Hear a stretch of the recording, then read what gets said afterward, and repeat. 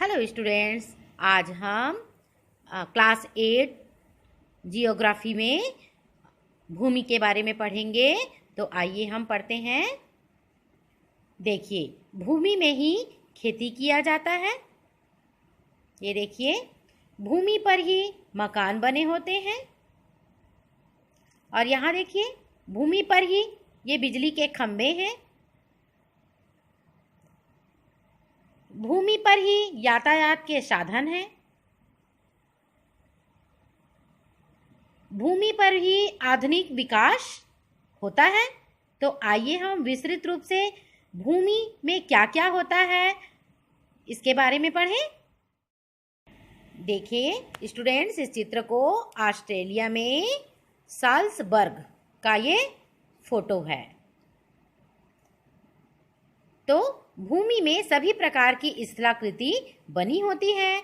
भूमि सभी महत्वपूर्ण प्राकृतिक संसाधनों में भूमि भी शामिल है और भूपृष्ठ के लगभग 30% भाग पर भूमि है। यही नहीं, थोड़े से प्रतिशत के भी सभी भाग आवास योग्य नहीं हैं। मतलब भूमि में उबड़ खाबड़ स्थलाकृति, पर्वतों के तीव्र ढलान, जलाक्रांत भी और मरुस्थल भी हैं उसमें, और सघन वन क्षेत्र भी है। और ये वन क्षेत्र कहीं पर विरल है और कहीं पर सघन है या कहीं पर निर्जन है। भूमि पर कहीं पर मैदान है तो कहीं पर नदी घाटियां हैं और कहीं पर कृषि के लिए उपयुक्त भूमि भी है। स्टूडेंट्स, आओ देखें चयनित देशों में भूमि का उपयोग कैसे किया जाता है।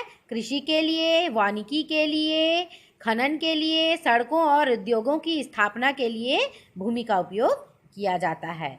ये देखिए, फसल योग्य भूमि, चारागाह योग्य भूमि, वन क्षेत्र और अन्य उपयोग के लिए जो बस्ती है भूमि। ऑस्ट्रेलिया में देखिए, ब्राजील का, कनाडा का, देखिए चीन, फ्रांस, भारत का हम देखते हैं।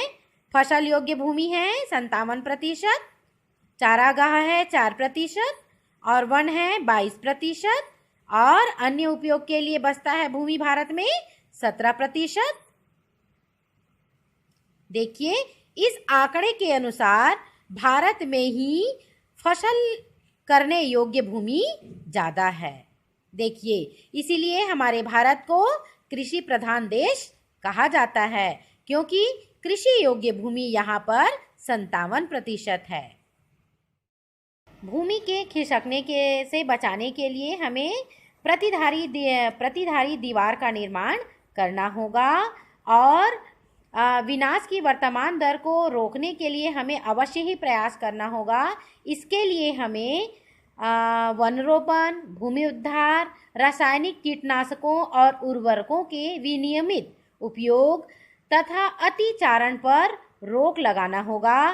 तभी हम भूमि संरक्षण के लिए कार्य और तीव्रता से हम कर सकेंगे। लेकिन उससे पहले हमें ये उक्त भूमि संरक्षण के लिए जो प्रयास के जो अधिनियम बताए गए हैं उसको अपनाना आवश्यक है। स्टूडेंट्स, देखें भूस्खलन कैसे होता है। भूस्खलन होने से तीव्र विस्फोट होता है और तीव्र विस्फोट के कारण ढाल का यह कमजोर क्षेत्र गिर जाता है, जिसके कारण सड़क और गांव के आसपास के क्षेत्र को क्षति पहुंचती है और यह भयंकर मानव विनाश का परिचायक है भूस्खलन।